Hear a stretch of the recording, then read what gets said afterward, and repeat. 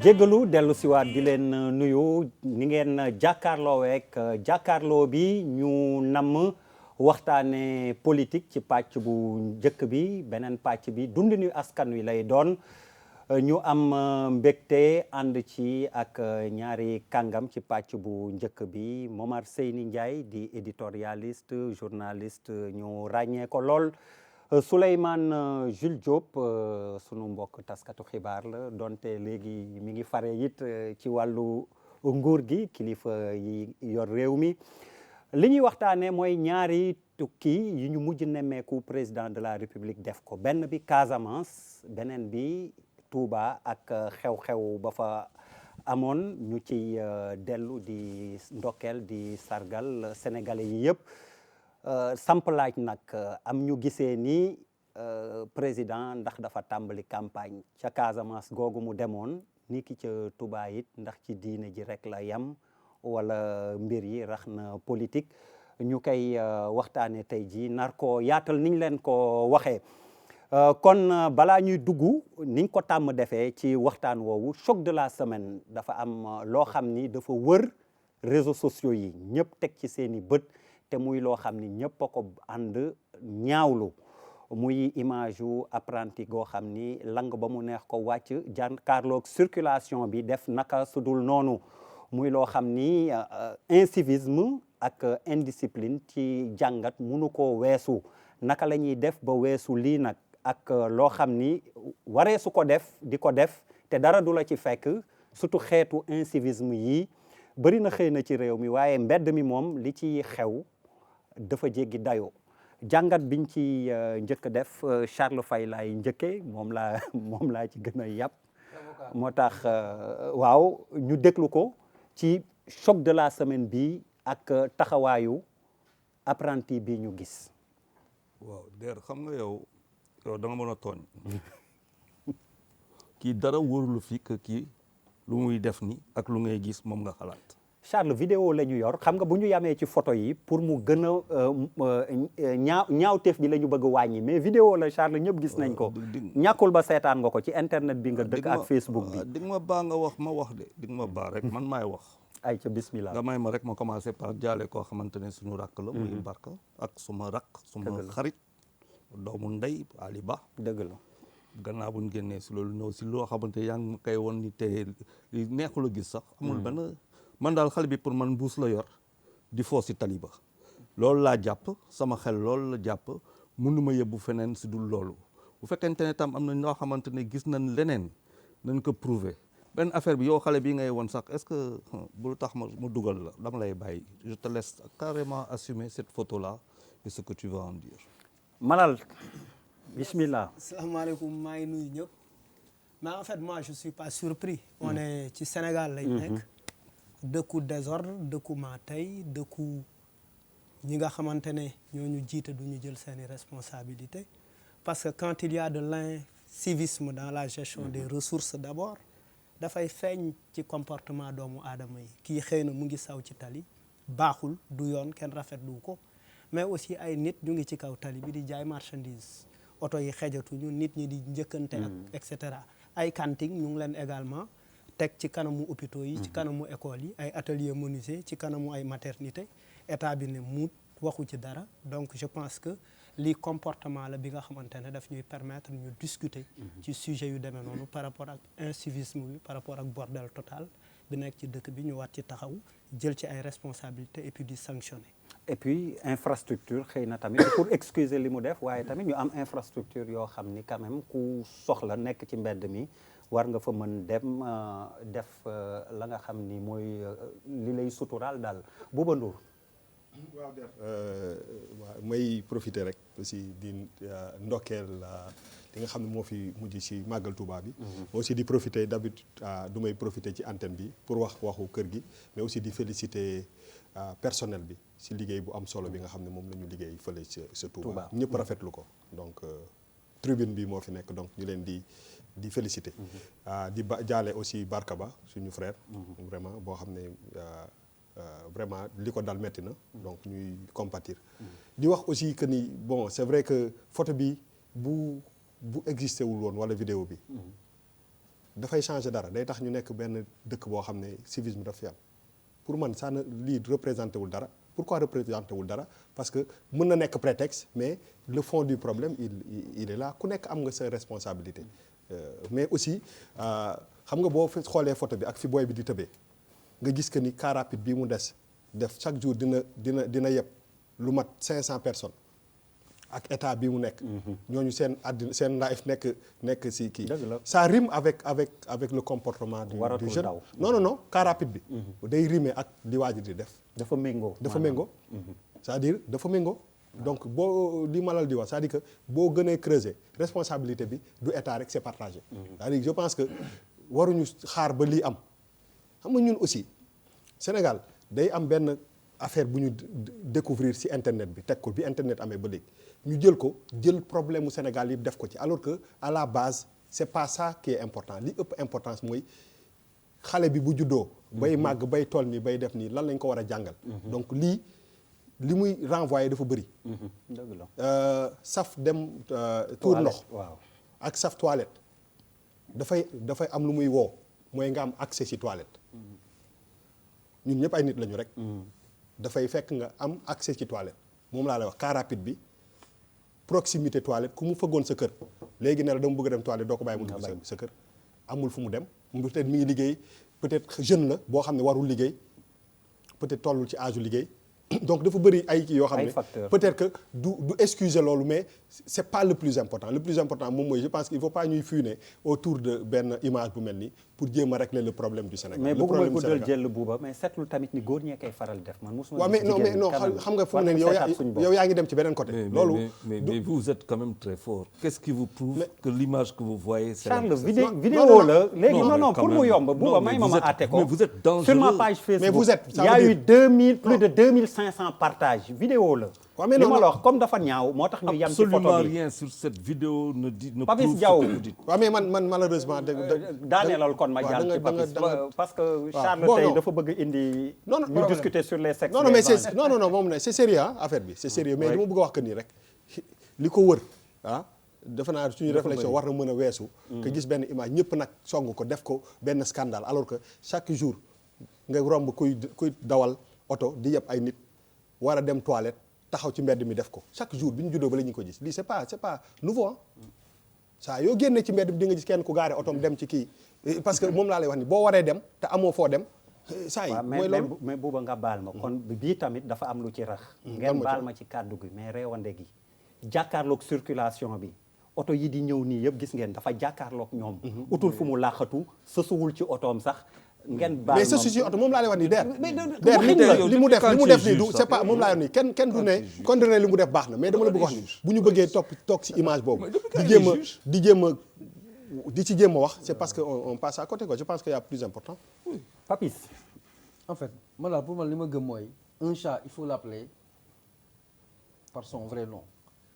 au-delà de considération yi nga mën a am yëpp interprétation yëpp circonstances atténuantes yeeg tout ce que tu peux rassembler les faits sont parlants lii ngay gis nii xam nga il n'est pas rare ngay gis nit buy saw ci mbedd chaque fois les gens dañ koy dénoncer wax justement si civisme boobu ngay dégg mais façon bi lii pour man dafa dépasser incivisme ça c'est de l'arrogance c'est de l'insolence lii du dafa xam nga tu peux être incivique entre guillemets par inadvertance parfois ak loo xam ne ñàkk xam nga def loo xamante ne c'est pas du civisme ñu mun le comprendre mais lii c'est de l'insolence et c'est de l'arrogance tu sais pourquoi je te répète je te reprends dans boo xoolee photo bi parce que man fekkee moo ko je me base sur les images ñaari sens yëpp ñu ngi daw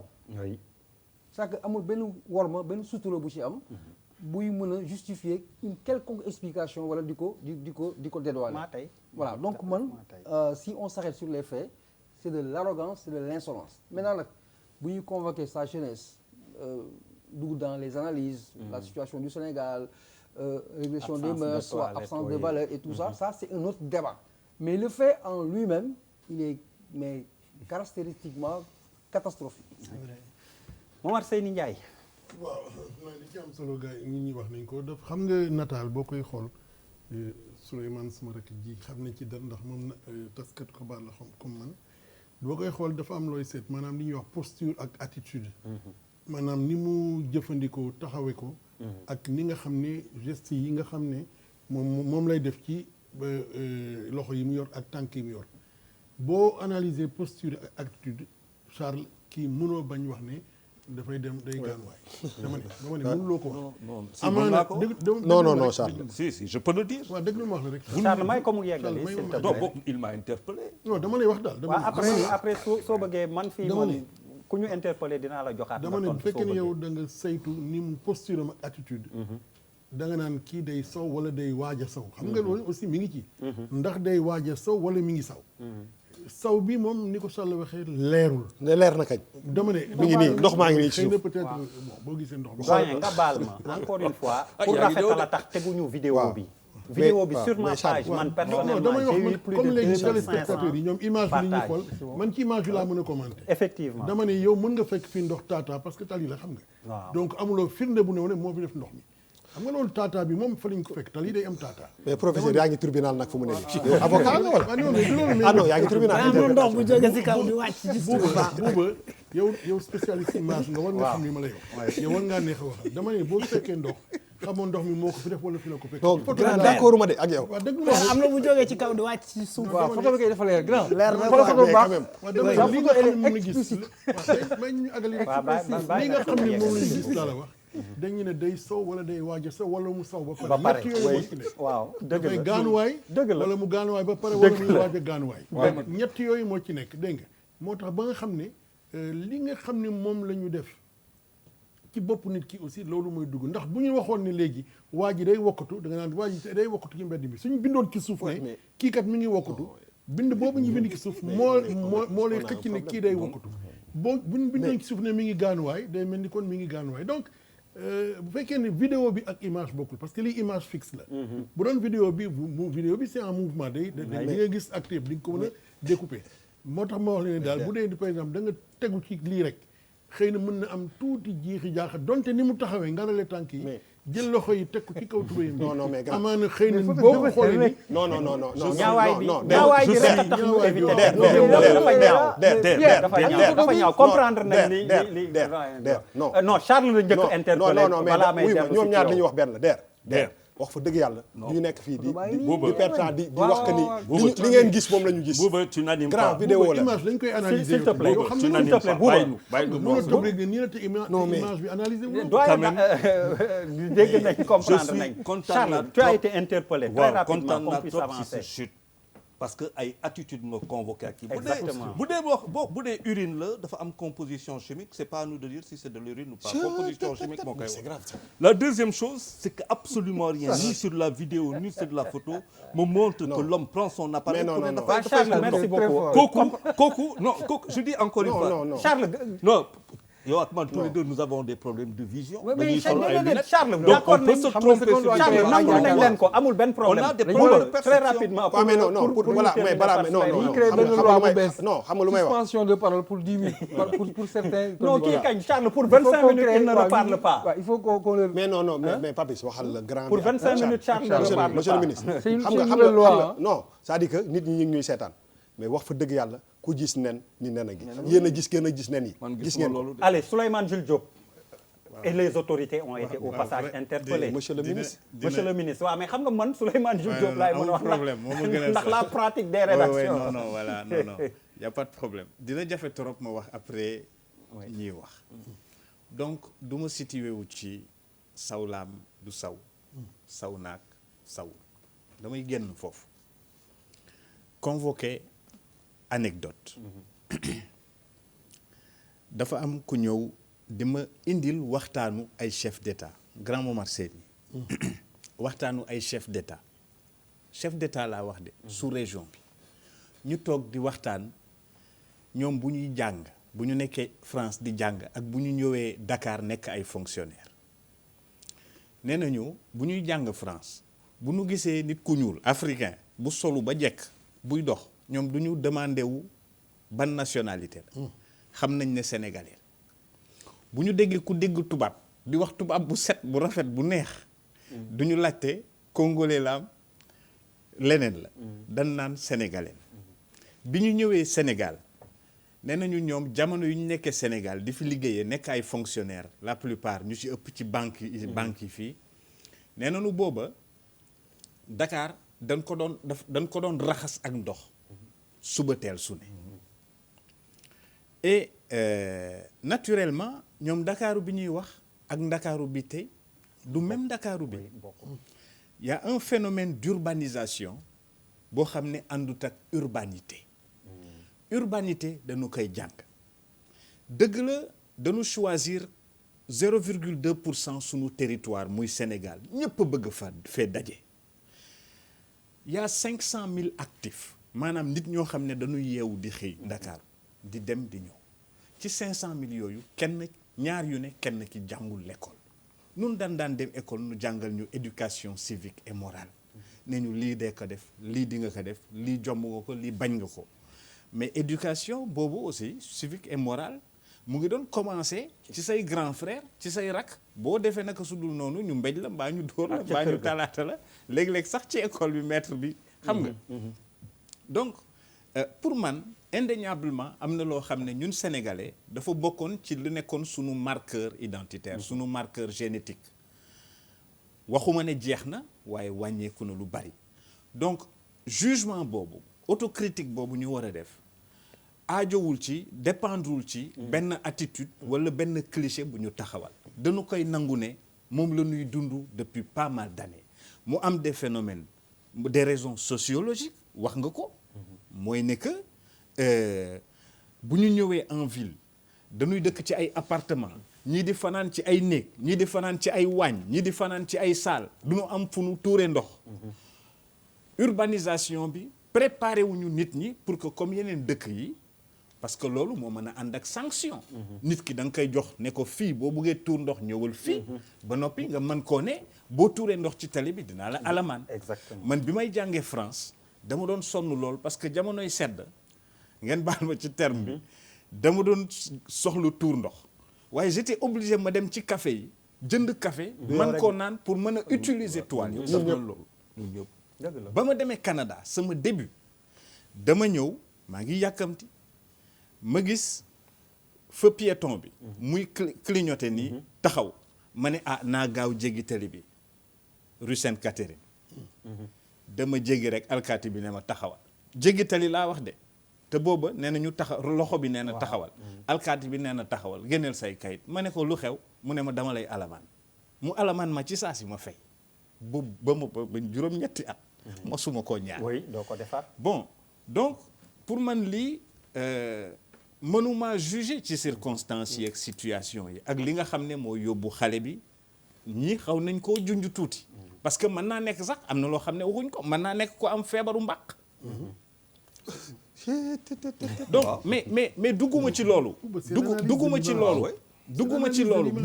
bugguma ñu utiliser image blâmer nit koo xam ne peut-être qu'il est blâmable peut-être qu'il ne l'est pas man dugguma ci loolu waaye incivisme boobu incivisme moom lu jara jàmbat la lu jara jooy la ak indiscipline bi ci réew mi choc de la semaine bu ñu ko continuer defe naa duñ fi jógee ku nekk waa débat la ci débat bi su ngeen bëggee semaine prochaine mun nañ ko indi comme thème fi monsieur le ministre daanale waa fi monsieur le ministre daaneel xëy na yow professeur daaneel Charles ubbee ko mais yéen a gën a xam ni lii ay nen la non Papis léegi nen yooyu dañ ko fi teg dem seeti yeneen xam nga tu peux analyser libre vraiment Papis tout ce que tu veux Papis mais s'il le te fait plaît il est là établi mais franchement il faut d'abord non l'accepter c'est pas à toi de l'établir et partir de cette ñu jàll ci thème bi ndax lii thème lañ ko bëgg a def semaine prochaine mun nañ ci dellu si vous voulez y a aucun souci thème bu njëkk bi politique la le président Macky Sall dem na semaine bee ñu génn Casamance ñu jóge fa mu dem Touba ak xew-xew bu fa amoon ñu bëri jàpp ni tournée économique la woon Casamance ñeneen ñi tamit ne mbirum diine Touba mais am ñu gis ni politique rax na ci am na wala amul loolu la ñuy waxtaanee ba ñenn ñi dem sax naan campagne déguisée ndax président bu ñu xaymaa ci laaj bu njëkk bi ñaari génnam yooyu ñu mujj nemmeeku fii ci biir réew mi mën nañ ne dafa rax campagne déguisée wala tournée politique wala les tournées présidentielles yi nga xam ni jamonoy Senghor am na fi Abdou Diouf am na fi Abdoulaye Wade am na fi ba tuddee nañ ko tournée économique lan moo ci am en une minute avant ñuy dem dans une question plus précise encore. Abdoulaye président obligation la am di dajeek nit ñi strictement di dajeek nit ñi di nemmeeku nit ñi di dugg biir Sénégal gis li Sénégalais yi dund ak lu nuy vivre parce que loolu obligation la ci wàllu gouvernance bu njëkk nit ñi dañ doon toog Dakar di décider di dogal du bari lu nuy dem di nemmeeku di xool Sénégalais yi ci wàllu woowu loo xam ni la lu war a am la lu ñu war a def la lu ñu war a def assez fréquemment parce que Sénégal yemul ci Dakar yemul ci palais de la République yemul ci boulevard de la République dëgg la ci wàllu woowu ñaare bi mooy que ni comme dañu engagé boo engagé liggéey sumb liggéey di nga dem nemmeeku sa liggéey ndax àgg na ndax ni nu ko defee def nañ ko ci anam yi nga xam ne noonu nga ko diglee noonu nga ko waxee donc pour ñaari raison yooyu en réalité c'est une exigence républicaine que à chaque fois bu ko mënee man bu ma ko mënoon sax man c'est-à-dire pour man président dafa war toujours comme di dugg ci biir Sénégal di dem nemmeeku Sénégalais yi di dem xool Sénégalais yi nu ñuy dund. alors balaa may ñëw sur une question beaucoup plus spécifique à la Casamance premier tour de table Momar Seyni Ndiaye campagne déguisée wala tournée bi ni ko monsieur le ministre waxee lu jaadu la lu yanu maanaa la lu fi yàgg am la sous Senghor ba léegi. waaye xam nga ñun yàlla daf ñu may ñu xaw a fekkee as lëf tuuti. te gis nañ ne bi jamonoy Senghor ba léegi président bu ñëw da ngay wër dëkk bi ñu koy woowee tournée économique ba mu jigi ñu seetlu ne ci jamonoy Abdou Diouf tournée économique yi dañ koy baral bu fekkee ne ñi ngi jub si ci élection. exactement ba opposition bi fi nekkoon keroog ñoom Ablaye Wade ŋàññu ko. ñu xool ne daal tournée économique daal jege na lool élection yi te bu ñu demee ba ci biir tournée yi lañ fay wax ndax tournée yi du am solo am na solo waaye la ngay wax ci biir tournée bi moo am solo. te dañ ci dellu si ñu seet ne tournée yi ne dafay dem daal bay mbiru politique yi ci dugg lool ci biir discours yi sax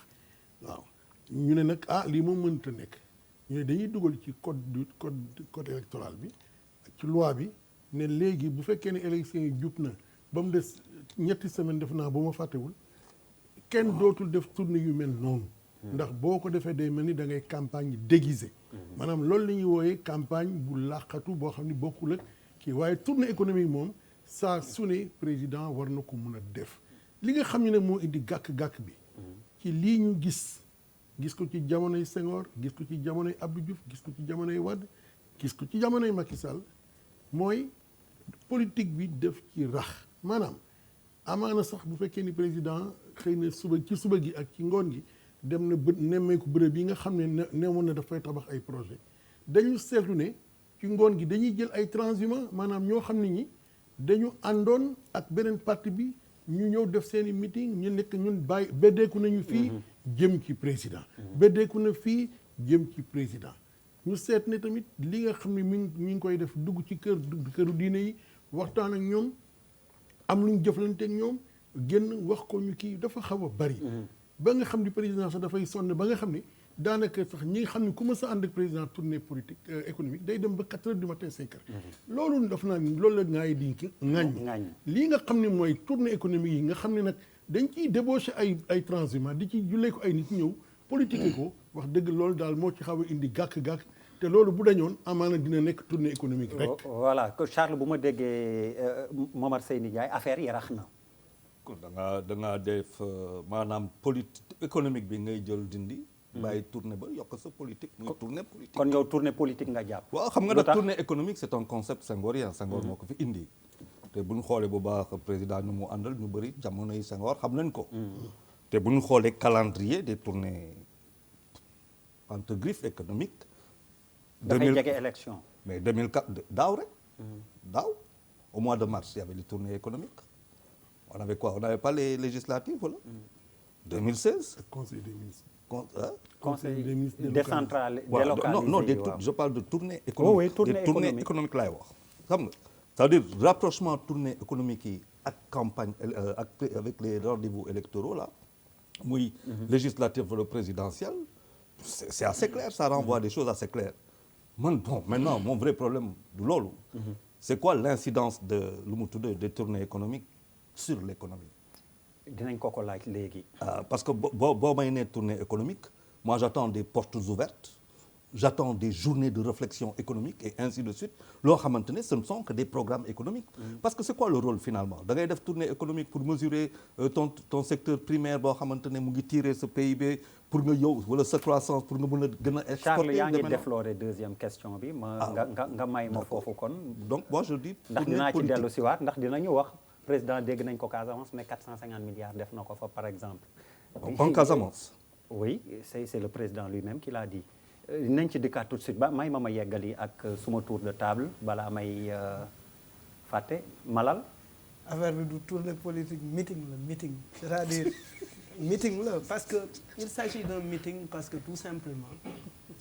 c'est les sympathisants et les militants du parti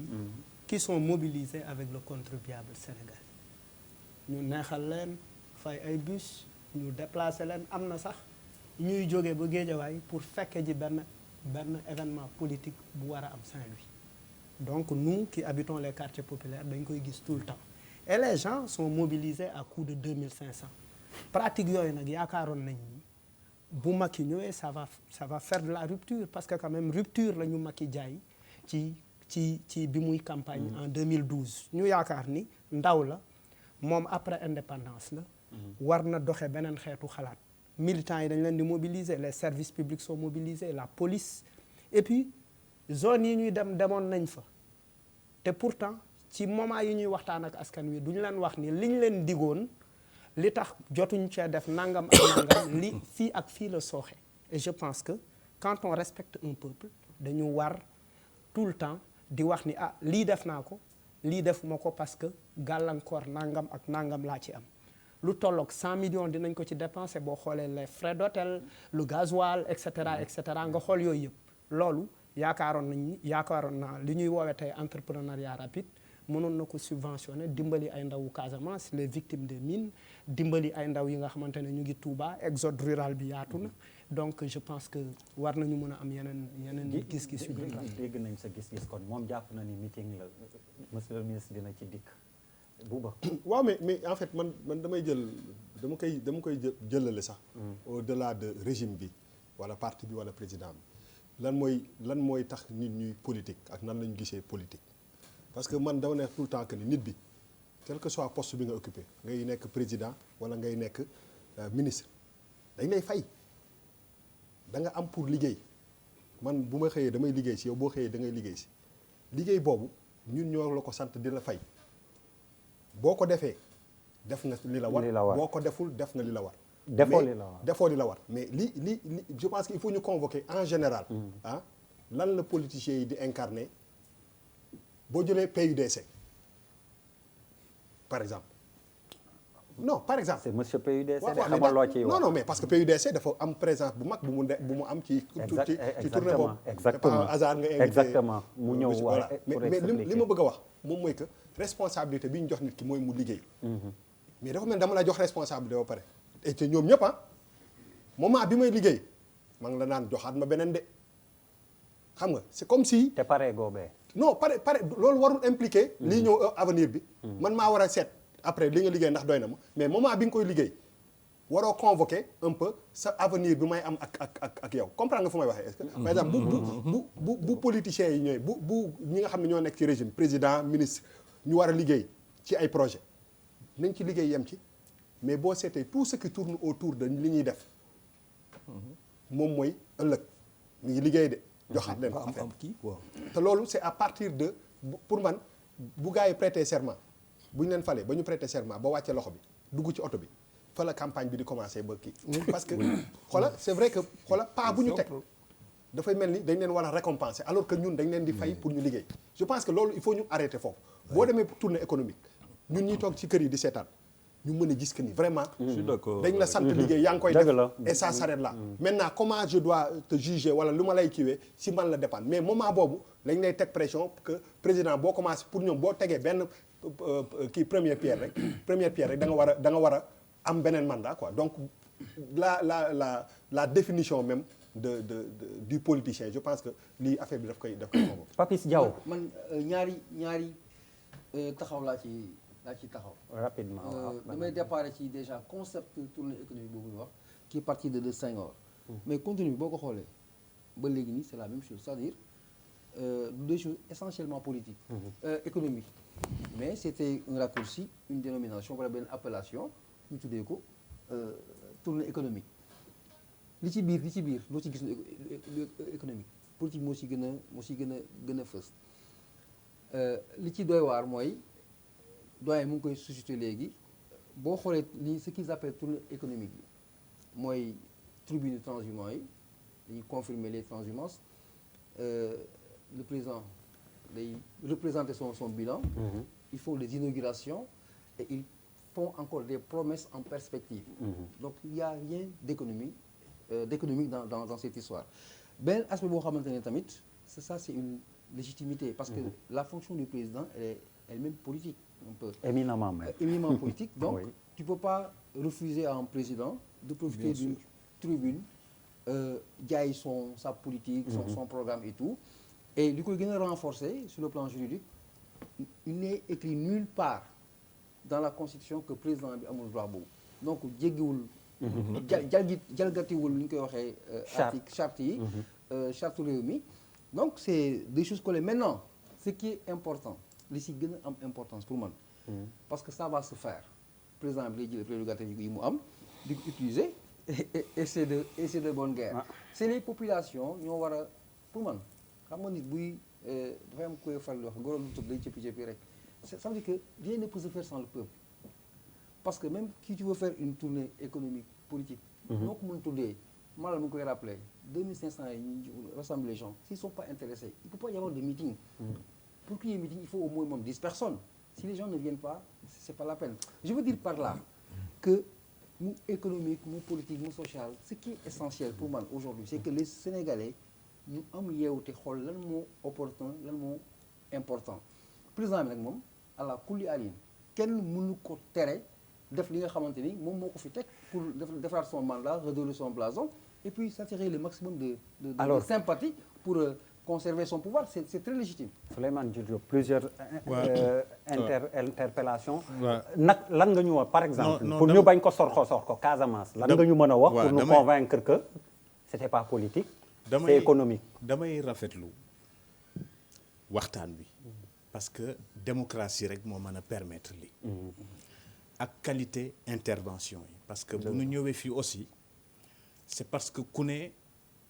da nga am occasion génne sa xalaat nit ñi nangu ko am bañ koo nangu waaye xalaat la mu am ñoo xam ni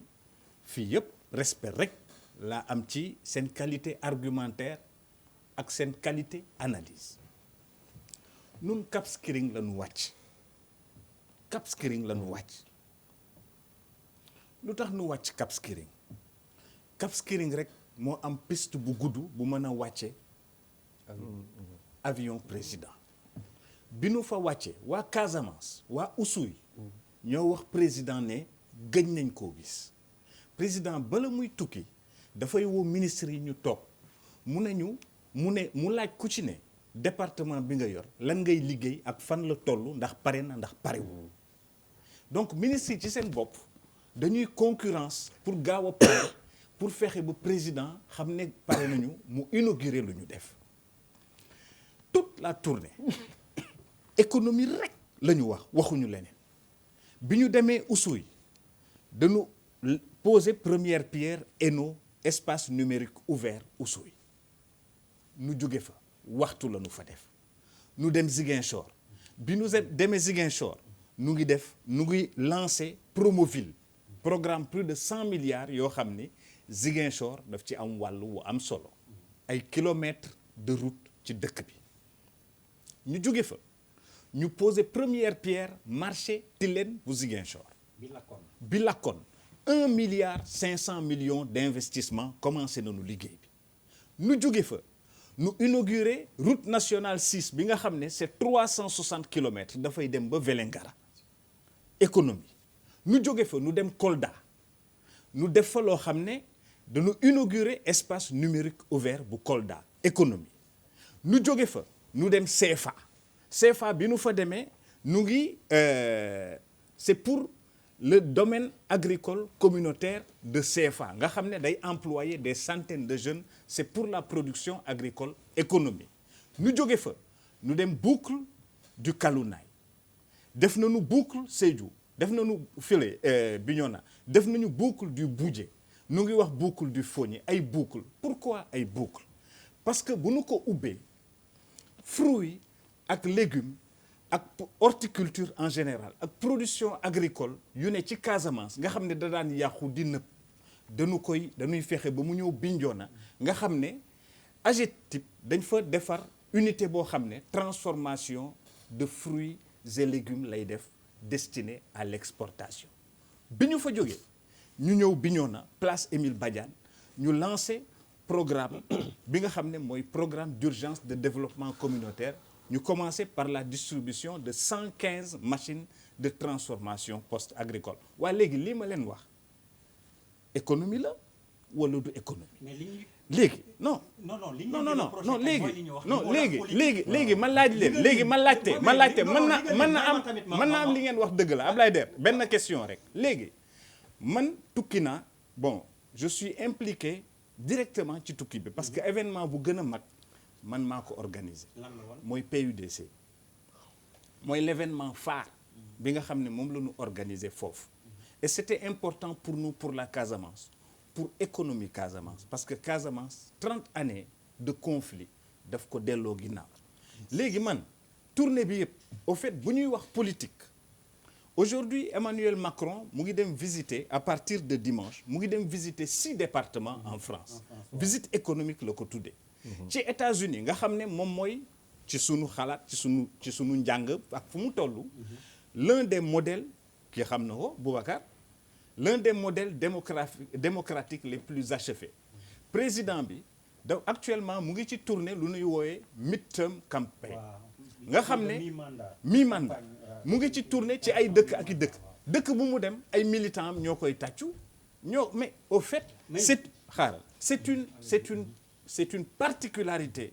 des démocraties et peut-être même la grande difficulté des démocraties mooy dañuy jox terme ne ñu ci terme bi war ngeen a liggéey lii war ngeen a pare lii mais président bu ñu fal bu buggee faluwaat il faut mu dem di xool li mu santaane li mu dénkaane li mu joxe ndax sotti na ndax am na lu ci sottiwul mais daf ci am dimension boo xam ne dimension électorale la kenn mënu ko réere mbir moom la ñu wax moo di ne il faut mu tester popularité ndax nit ñi ànd nañoo moom wala ànd ñoo moom. waaw mais waaw justement nag fa la lépp yàqoo ndax li ngay wax nii sànq déjà mooy lii buuba njëkk interpellé ne leen liggéey goo xam ne lu leen war la mi ngi mel ni niñ koy saboté fan yi ma dem ci distributeur automatique bi di fayeeku dugal sama carte gab mu fay ma naan dam koy tàccu am na tamit foo xam ne dégg nañ ni dàq ngeen fa benn maire boo xam ne bokkul woon ci yéen daf leen rax transhumance wala tournée bi yëpp dégguma transhumance est-ce que da ngeen dégg ñu recevoir ay nit ñu transhumé mais dégg naa daal fu ngeen dàqee maire su ma si mbandu brasso sax su ma juumul la Malamine Cissé dañu wax transhumance man tournée bi yëpp dégguma transhumance xëy na am na mais dégguma ko man économie laa dégg ayca Bouba Ndour en fait moom mooy tax ma convoqué woon plus globalement effectivement le problème parce que xam nga moment bi nit yi di liggéey moom laa man su ma nekkee sama kër dama bëgg mu refléter loo xam ne ñëpp ñoo ko bokk pour man même régime bi buy dem di inaugurer wala muy dem ci ay yenn dëkk yi da nga war a gis cette diversité là de nit ñoo xam ne que ce soit mu nekk ay nit yu nekk ci pouvoir bi wala ñu nekk ci opposition bi mais ni ñuy définir même ñoom ni seen façon de faire bi nekk pas que président Macky Sall ñoom ñëpp moom mooy que su ma demee ci dëkk que ce soit 3 mois avant les élections wala 7 su ma demee ci dëkk rek nii laa war a doxee c'est-à-dire que tu as le truc politique dafay gën a jiitu lépp loo leen def ci suuf parce que li fi ministre wax yëpp c'est bien mais loolu la moo seen liggéey la c'est-à-dire que aujourd'hui ñun waroon nañu mën a am feedback bi nga ñu jox impression bi nit ki nekk këram waroon na mën a toog ne vraiment c'est économique mais malheureusement du loolu mooy reflété wu ci li nit yi di perception bi nit yi di am. Mohamed Papis Diaw c'est juste pour préciser par rapport ak transhumance bi monsieur le ministre soulevé léegi man j'ai parlé de transhumance dama ne parce que Macky Sall c'est pas le premier président sénégalais bu def tournée économique tous les présidents l'ont fait et ils vont le faire dama wax li si xew yëpp généralement même si cette fois-ci par exemple il n'a pas été en fait expliqué wala établi que am na transhumance ou pas mais dama ne c'est l'une des rares occasions où li ma action yi ma wax muy am mooy inaugurer wax na ko poser ay premières pierres confirmer les transhumants au-delà même de Macky tous les présidents l'ont fait man foofu laay waxee mais pas spécifiquement wala spécialement tournée bi am na transhumance ou pas je parle des tournées économiques de façon globale comment elles se passent pour tous les chefs d'État du Sénégal. xam nga quand on est un libéral c'est-à-dire moi l'économie xaw ma beneen type économie bu dul secteur primaire so maanaam mbéy ba industriel ga digital ga ak leneen ak service économie boobu laa xam si biir boo ñu ne production ñu ne transformation locale industrialisation demaat si service mooy port yi ak yu demee noonu yooyu mooy macro ba nga yor ko des éléments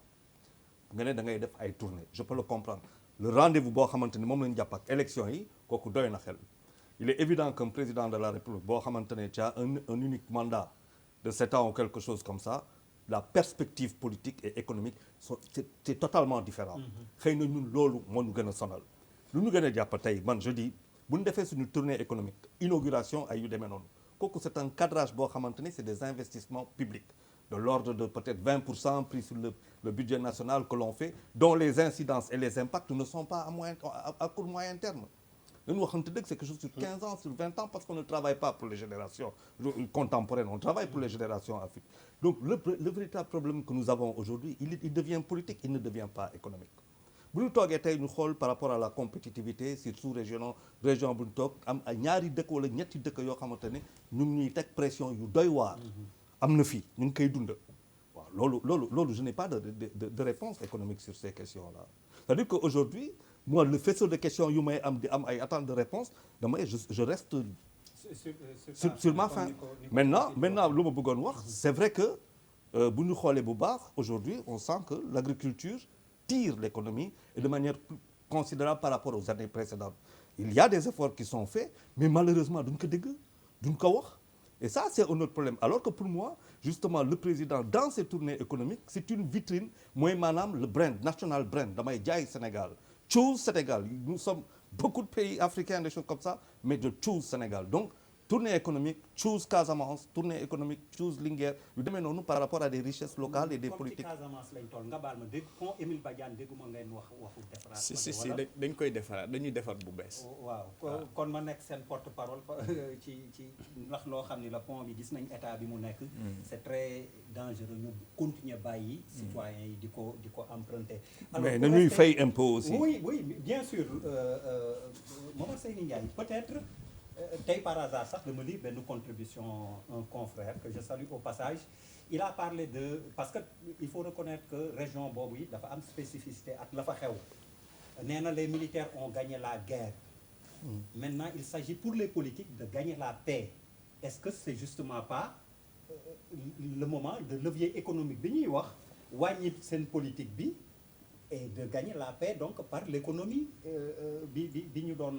wax sànq. bon militaires yi man xaw ma ndax gagné nañu guerre bi. c'est même pas intelligent ça. c'est même pas intelligent Casamance bu baax ndax ànd nañu ci négociation yi bariwul. am na lu ñu ci xam xëy na mën nañu ci.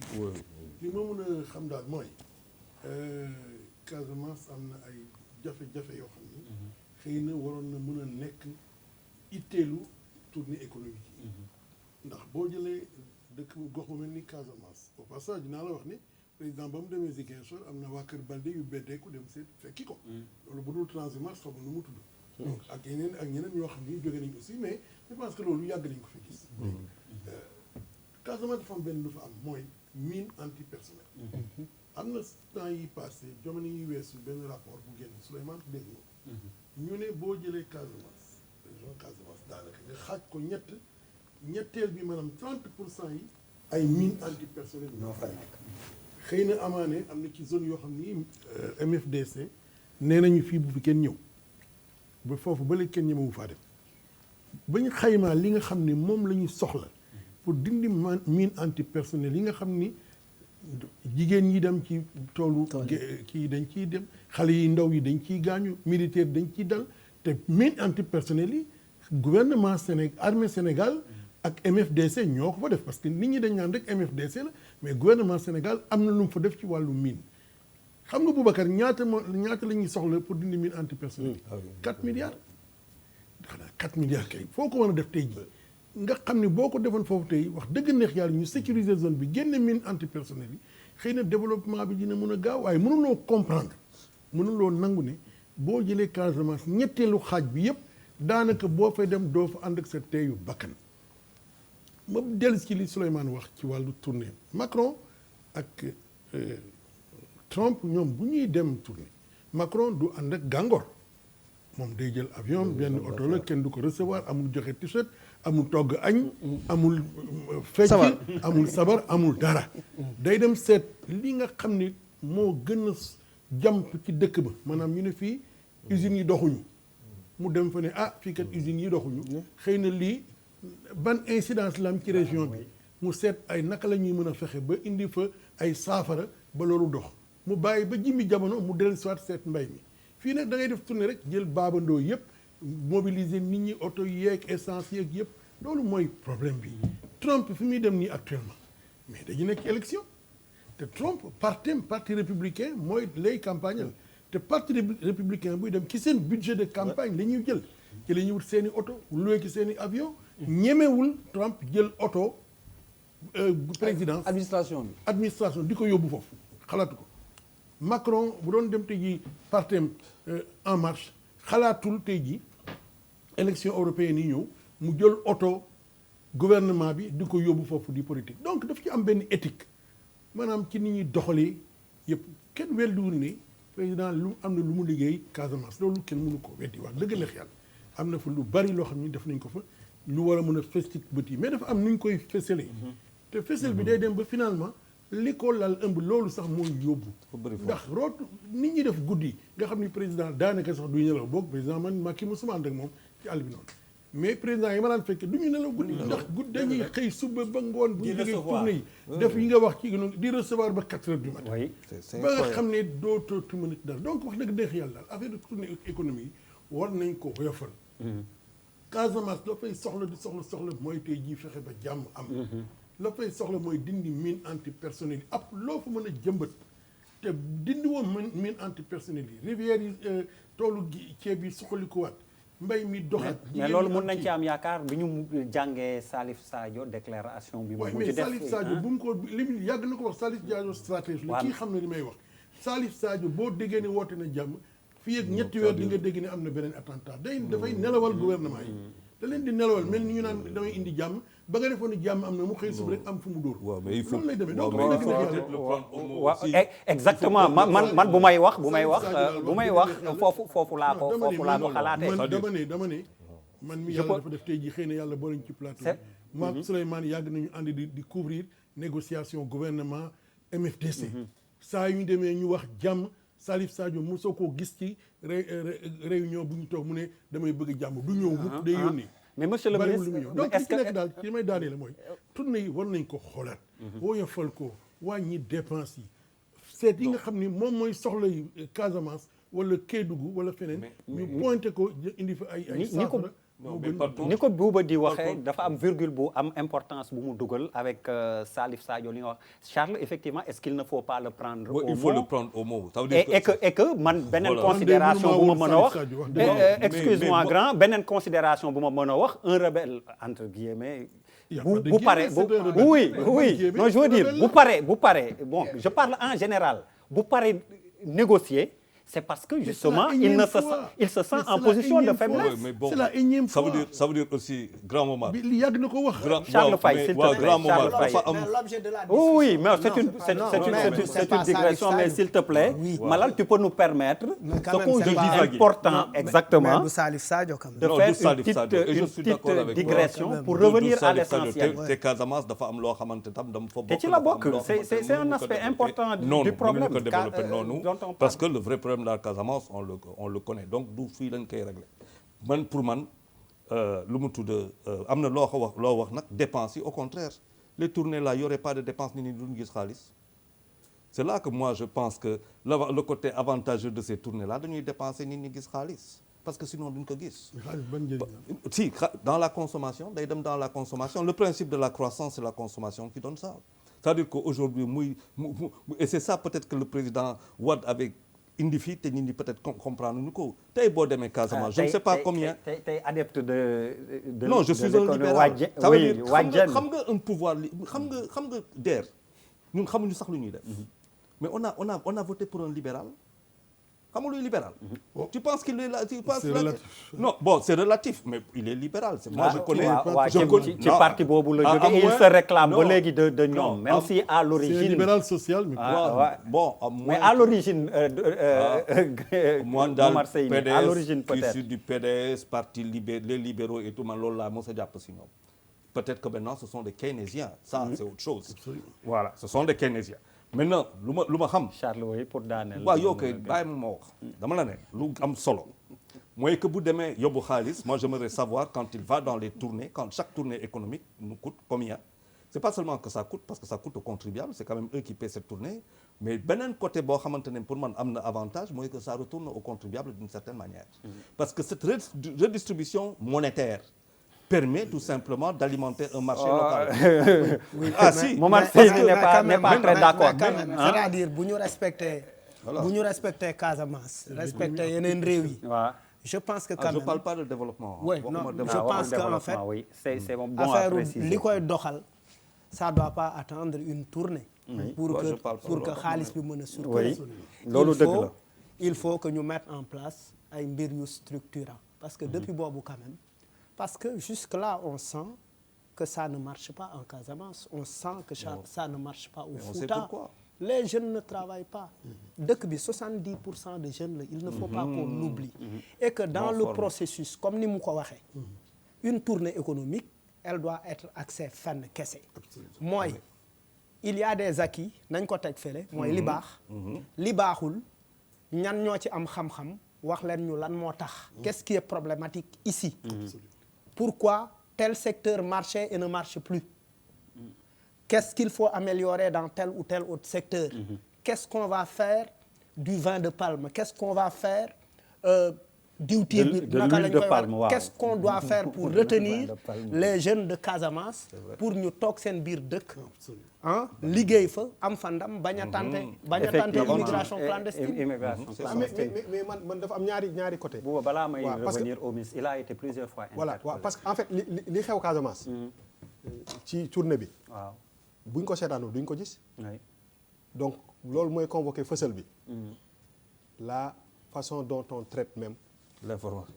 la tournée. loolu c'est important. on a une. mais ñoom est-ce que du ñoom ñoo yàq seen tournée li ñuy wax ñoom ñoo ci rax seen affaire politique non non non dama ne ni ñu koy joxee nit ñi élan politique bi daf koy dominer traitement bi parce que bu dee tournée politique la ni ko nit yi di jotee tu as l'impression que meeting la. loolu mooy dëgg. parce que éléments yëpp la ñuy couvrir wan ñu ko suñu télévision nationale c'est la vérité. loolu moom il faut ñu d'accord. ni ñuy traité image ni ñuy traité information bi mooy tax mu egg ci nit ñi. te ni ñu koy traité il y a un élan politique kenn mënu ko dindi et loolu du ma ko yemale rek ci tournée wu Casamance bi noonu la mës a amee solo parce que je pense que su fekkee ni loo xam ne moo soxal réew mi yëpp parce que réew mi nu mu amee régime bu nekk au pouvoir noonu la amee opposition comprendre bëgg a wax donc ñëpp ay sénégalais lañ donc information yi ñuy jox dafa war a concerner le sénégalais pas benn électorat wala benn côté je pense que loolu c'est très très important beneen bi mooy choix wu Casamance. Moi j'ai constaté que quand tu prends Ziguinchor résistance bi gënoon na dëgër résistance. non foofu y a Abdoulaye Baldé qui est là-bas. Loo bëgg a wax foofu. non mais attends non dama ne la Abdoulaye Baldé est en Casamance. et à Ziguinchor. waaw. daan na gën a dëgër. waaw léegi leeral ñu man xam nga man ba léegi comprendre ma li nga bëgg a wax. déedéet bu ma nee junj doy na borom xel man bokkuma ci borom xel yi waxal mu leer. dama ne boo seetaanee. c'est un potentiel transhumant. non mais en tout cas non dama ne bu ñu nee Casamance Ziguinchor moo ci ëpp tur. alors non bàyyi ma eggali li may wax. bu dee c'est important donc bàyyi comme nangu woo ba léegi comme nangu woo expliquer kañ. parce que doo ma bàyyi ma wax ma rek Baldé non pas nangu mais parce que da nga may dagg bàyyi ma dem dama ne choix wu Casamance bi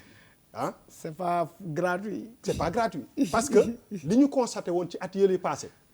Casamance y avait beaucoup plus d'opposition foofu mais ce qu'on a constaté sur cette tournée. ça s'est ramolli. et moi mais gravement ramolli. alors et te loolu non defal ndànk dañu am rendez-vous buy dañu am rendez-vous buy ñëw. te loolu peut-être que moi je trouve que ñoom pouvoir bi ak monsieur le ministre duñu ay cuune bu ñu defee dara rek je pense que nit ñi aussi war nañu xool pourquoi ñu choisir Casamance et est-ce que pourquoi affaire bi fluide noonu parce que normalement dans une ville comme Ziguinchor où il y a Abdoulaye Baldé qui est fort affaire bi du alors pour ne pas monopoliser la parole Souleymane Jules Diop comme il l'a fait 2 minutes pour répondre parce que damay enchaîner waat ak yow sur l'autre question Ila Touba bi ndax da ngeen ko ubbi pour l'économie aussi pour politique wala religieux kese. waaw grand Momar Seyni dafa wax lu am solo. il a posé le problème des mines.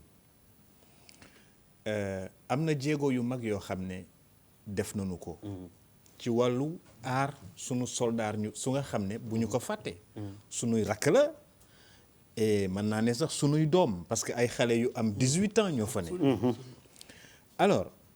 biñ ñëwee ba léegi ci juróomi at yi boo seetloo budget armée bi dañ ko doubler.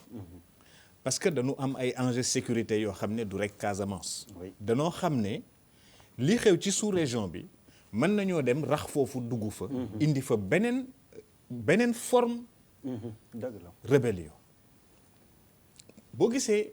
ma jox la exemple sunu soldat si doo déggati léegi mine rey na soldat waxuma ne du am de. waaye bariwul parce que dañ leen tegal ay engins blindés.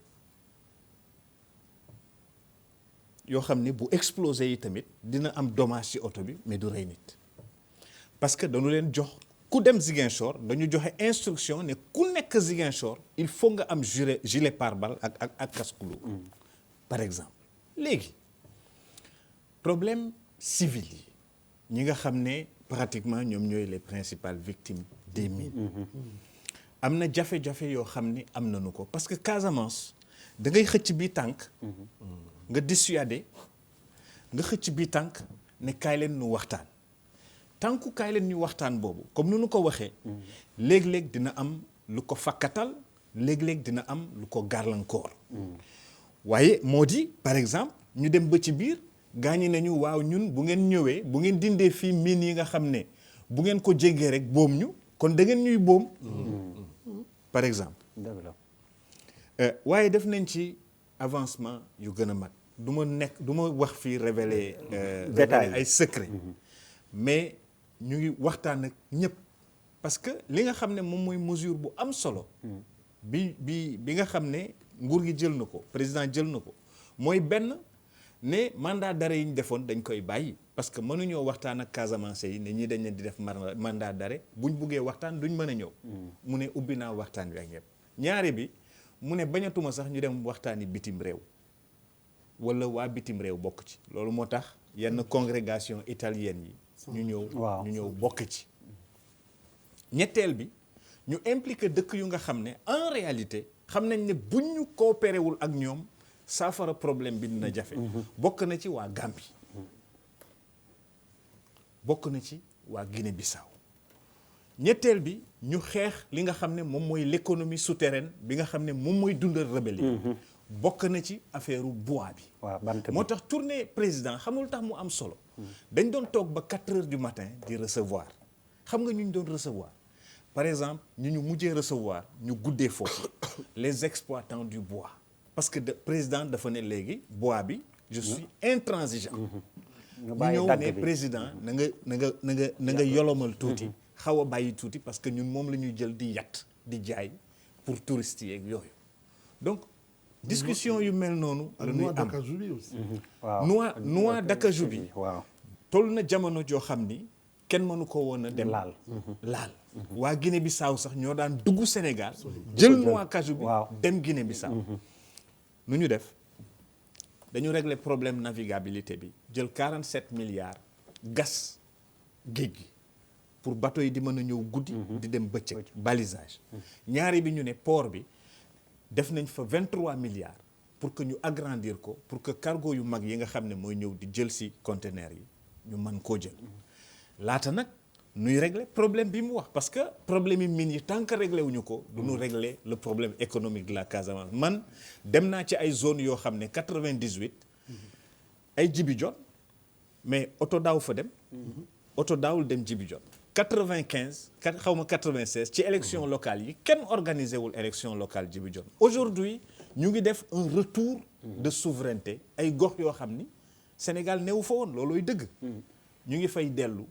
et loolu mooy pertinence programme bu mel ni programme d'urgence de modernisation Puma pertinence boobu may naa la 2 minutes jël nga 10 mais mënul ñàkk léegi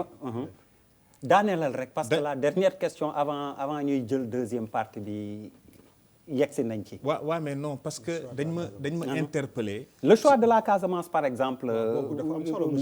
lu tax ak li mu junj ci Balde affaire bi nooy na bi ñu demee Bignona léegi man li ma bëgg a laaj ministre mooy lu tax ci biir meeting yi ni comme ni ko Malal waxee ñii di wax naan fii ñoo ko moom fii mokk na fii gagné nañ ko non dafa am réalité joteeg économie bokkul les problèmes sont dafa am réalité loolu laa bëgg bu mu wax ni ko d'accord nañ ko déglu dafa am réalité culturelle boo xam ni réalité culturelle réalité Sénégal xam nga président boo seetloo léegi bu tukkee bay ñëw dafa tere ministre yi ñu dem teeru ko dafa ni leen dem leen ngeen liggéey toog leen ci seen ministère dematuñu ñeenti ministre de souveraineté ñooy dem teeru ji président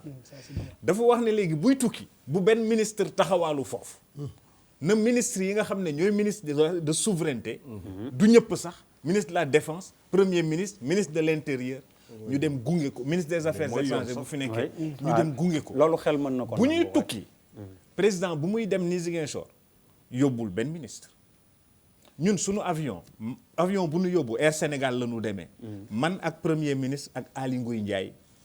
kon donc ñoo tukki président daa di ne ministre boo xam ne amuloo implication ci programme yi may def ci tournée économique bul ñëw moo tax ministre yi gisoo leen fa mais ça prend du temps c'est que Sénégal mais beneen question bi nga baal ma man je suis curieux nga baal ma non Momar Seyni Charles tontu nañ préoccupation am mais man depuis sànq maa ngi laaj li kiy junj naan Balde foofu dafa nooy ak yu demee non xam nga Ablaye ak lu tax ngeen choisir Casamance yéen ñi xam ngeen lu nga xam ni ñëpp a ko xam Ablaye ak Macky benn la ah oui non benn la. La cause est entendue. non lu tax ma ne non. information de taille damay dokk monsieur le ministre dama ne la. mais bàyyi ko mu àggali. thème bi non grand affaire yi des fois il faut ñuy koj parce que thème discussion bi. foofu dafa am yu muy soulever léeg-léeg. waaw léegi xaar leen léegi may leen ma. waaw continuer wax leen tax ma ne benn la. galgal ayca. yéen ñëpp xam ngeen. ci wàllu famille déjà lu lié Ablaye Balde ak Macky Gassama. waaw dëgg la xam ngeen ko dëgg la oui. donc xam ngeen ne benn la. déedéet ci wàllu famille. maintenant ci wàllu politique. man de mën naa ko wax fii tey laata ñuy dem élection lu ne def naa ko pour fexe Ablaye Balde ñëw fekk si Macky Sall bi Macky Sall gagné. lu ne def naa ko pour Ablaye Balde ñëwaat fekk si Macky Sall te ba léegi ni may wax ak yow ci loolu laay liggéey pourquoi ci loolu laay liggéey maintenant terewut depuis élection référendum au moins ci depuis référendum Ziguinchor dañ koy gagné et dañ koy gagné bu baax a baax maintenant. donc soxlawu leen mais Balde mais non non di non non monsieur le ministre non monsieur le ministre der aussi waaw laaj ko sa laaj wax fa dëgg yàlla wax fa dëgg yàlla mais vraiment 30 secondes waaw boobu benn la boobu j'ai un souci avec le temps. moi j'ai un problème avec benn la boobu parce que histoire Abdoulaye Balde ak régime bi créé yi def ci dugg ay poursuites dañ ci dugg yu yàgg du moom yu rek metti d'ailleurs. non non attends yu Ba ci metti jabaram sax. voilà yu metti lu yàgg du waxuñu waxu famille ñun Sénégal moo ñu intéressé li am solo ba am solo moom mooy li mu wax ni c'est qualifié de à la Abdoulaye Balde en tout cas de quelqu'un qui n'est pas un opposant non dëgg la waaw bu parce que ñu- boo nee benn non gars yi galgal nañ ko woon. waaw bu ñu non Buuba balaa ngaa mecc sàmm nag. non résumé bi laaj ko xam lu lu muy muy wëlis wëlis. lan la. c'est-à-dire da bu nga ñuy wax commencé ni wëlis c'est-à-dire non mais Buuba. non bala ngaa mecc sàmm laaj ko lu monsieur muy le wëlis ministre lan mun la. nga ma baal. dama ne Monsieur le Ziguinchor. ministre, mun nga ma baal manal une dinaa minute. la may 15 non na ma secondes may pas une plus minute parce que non li non mu- non non, s'il li te mu wax plaît très bëri na rapidement non li mu wax bëri na nañu dimbali. oui mais il faut que man je suis waaw non nañu man may dañ maa laaj. je suis maître des horloges fii je suis désolé comme Macron Man avait dit dañ maa en laaj. France mais fii je suis maître des horloges s'il te plaît je Non, tiens le timing non grawul très rapidement ah non non waxal mais vraiment très rapidement non en fait li ma comprendre avec le ton bi mu waxee léegi par rapport à Abdoulaye Balde mooy que ni vraiment c'était ça la chute de la La tournée cause est en entendue. Casamance c'est-à-dire mooy et puis l'appel du pied dégg nañ ko avec toute la douceur avec toute l'émotion non Malal avec loolu man kese la engagé. li ma wax fii man kese la engagé. man maa ne man Ablaye c'est mon cousin c'est mon parent. j'ai pensé depuis le début depuis l'opposition que nekkul ci place am sama opinion. Maanaam sama daal. avis la. waaw léegi mais sa avis la acteur nga ci non, système non, bi non. aussi ah yaa fi toogal président de la waaw dëgg la de République. mënoo ko wax yaa fi institut toogal- personnel non, avec mënoo ne xaaral ma personne- àggale. non non mais non lii wane ne la justice est indépendante pour man moo di ne terewul procédure yi mu wéy mu continuer. déedéet on n'est pas Maintenant, d'accord on n'est pas d'accord monsieur le ministre parce que Bouba. Der il s'est passé des choses depuis que ah affaire bi ak mu am accalmie mu calmé wu Non, Ablaye- on a vu des ay pas yoo leen teg ñun aussi il faut pas ñu toog fii ci télé bi nekk ay nit yuy xalaat mën a très éloquent mais li ñuy wax ni oui mais te du moom rek te du Balde rek non non non au passage mosul lañ ko du moom Balde rek est dans d'ailleurs l'opposition. waaw mais Balde, affaire Balde est dans l'opposition. Non, affaire- loolu kenn waxu ko. dama ni leen depuis le référendum ñu ngi gagné Ziguinchor macha allah alhamdulillah donc fi mu ne kay man dama parce que naan. dafa teggi tànkam exactement est-ce Ouais, que du là, est-ce ah, waaw, que waaw. non dëgg la Am est-ce que nañ du ci dafa mérite. teggi tànkam sur le terrain politique moo tax ngeen non, non. reprendre la main non am nañ ci mérite quand même. non non affaire ña fa bi ne même di si xeex. am ngeen ci mérite c'est vrai que Der c'est vrai que on a constaté benn genre essoufflement politique de Balde peut-être même est-ce que suspect c'est pas provoqué peut-être justement même c'est suspect ce qu'on est en depuis train de 2016 nous demander pour ñu waxante dëgg dañ ko constater le Balde qu'on a connu quand même prendre position en tant qu'opposant alors mais Charles pas tu depuis m'excuses mais dafa am man dama bëgg a laaj rek est-ce que si biir deal est-ce que amul benn deal je vous donne la Casamance mais loolu la nit ñi nekk di voilà est-ce que amul non benn Ablaye du Ablaye nag xanaa am na xel tuuti du ne dama lay jox Casamance ba noppi continuer di ma topp mise en examen Ablaye xanaa du def loolu. non ah li ok nga non mais là on a li nga voilà, là, li on nga a compris. li nga Non, xam là, ne on a li nga compris. xam ne am na li nga xam ne am l'épée na. de Damoclès c'est toujours au-dessus de la tête l'épée de Damoclès c'est non en toujours fait c'est au-dessus de la dommage tête. que c'est Voilà. dommage que waxtaan bi mujjee ci benn nit. alors non pas n'importe quelle personne alors que Casamance lu ñu fa def lu fa am au plan économique mesures yu ñu fa jël mesures yi nga xam ne def nañ ko fa en termes de développement doy na sëkk pour def 100% Casamance doy na sëkk le service commercial c'est dommage nous met la pression on est obligé d'ailleurs Ila Touba bi sax jotuñu ci wax parce que c'était une question qui non booba service commercial bi tamit ñooy chef jotuñu ci wax ci la bokkoon très rapidement en 30 secondes duma ci mën jox parole ñëpp sax dañ ko ubbi ndax politique c'était religieux ou alors d'ouverture économique. exceptionnelle de l'autoroute man day wax wala il a parlé 2019 là c'était la route Der, pour 2019 je te Momar pose- Seyni d'abord non s'il te plaît Momar Seyni après nga jël la parole. d'accord xam nga man Ila Touba bi sama xel wax dëgg na xel teewul na ci mais wax dëgg na xel ba ma fa jaaree quand même am na lu xaw a changement ndax fluidité bi mu indi ci trafic bi foofu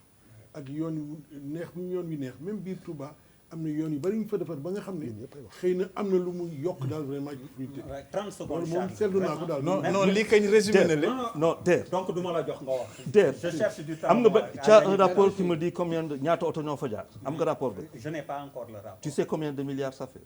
ñaata la. pour dëkk bu soxla xaalis. ñaata la. Ben voilà. Malal. Le Magal c'était Ouais, je pense que quand même ça a été très pratique pour moi parce que Et c'est rentable. man personnellement fa laa jaar tey efficace woon na gaaw na li ma ciy déplorer rek mooy ñaata nga fay. panneau publicitaire yi photo Macky Sall c'est-à-dire réew mi. ok Malal jox ma. Yes. Papis ñaata nga Diaw. fay. waaw xam nga zéro. Papis toi tu as 15 secondes s'il te plaît. 10 je t'en ferai 10 Ila Touba bi boo xoolee contrat yi ñu doon am ak ni mu fluide moi j'ai fait moins de 2 heures de temps Ouais. Dakar Touba c'était pas possible à l'époque loolu am na dañu koy naan bravo maintenant li muy andi comme récupération politique loolu c'est dans la conscience de chaque citoyen bu fekkee ne ça peut contribuer à te convaincre pour aller dans le sens du président. Bon yaa ngi politique yaa ngi dóor waaye bàyyi loolu. non mais lu baax la quand même. 10 secondes. mais si mais c'est vrai warul woon sax am. waaw mais logique Papi mais en fait logiquement munoo teg rek jël say xeer lu ñu def nga ne baaxul. baaxul c'est-à-dire que on n'est pas Mais Karim nihiliste, Wade hein. avait la même idée non. S'il te plaît. Il a Je tout te laisse donné. finir, waaw Charles. mais kenn mënul wax que ni Ila Touba bi baaxul il faut être objectif. Ah oui, par c'est contre Ila Touba ouverture bi nekk xam nga lu am solo. Sénégalais bii jógee Dakar di dem Touba ah bañ a jël alalam jëpp jox ko tubaab bi mu wala chinois bi mu yóbbu ko dëkkam. dans 2 ans 3 ans loolu am solo ñaata la ñuy coûter pour ñu mën a jógee Dakar dem Touba. loolu am solo. waxal nañ. non autoroute bi Sénégal moo ko 10 moom secondes. autoroute bi Ila Touba Sénégal moo ko moom Sénégal moo ko financé Sénégal moo wuti xaalis financé ko xaalis bu ñu fa defee péage kon day yomb. la fay jaar dem di ñëw Kon day yomb. non président dafa wax ne que il faut que ñu limiter prix autoroute yi ci Sénégal li indi jafe-jafe ci bii mooy dañu signé concession 30 ans boo xam ne mënee su cee dellu si lu mooy ñu dem ci tribunal te dafay cher waaye lii ñëw lii dem Mbour ak lii dem Touba Sénégal la ko moom Mooy gën a Sénégal la yomb. ko gérer mooy gën a non yomb mooy gën a yomb kon leer na publicité et puis ñu ñëw ci deuxième partie bi.